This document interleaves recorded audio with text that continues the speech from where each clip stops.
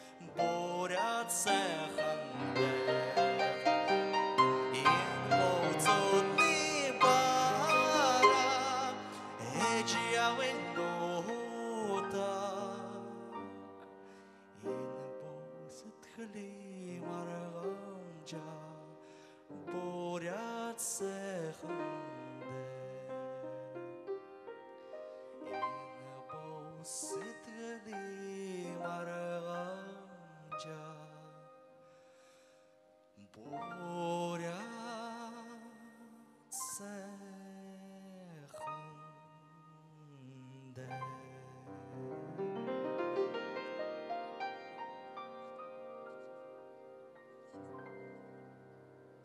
Байрова. Лудуб Ачиров.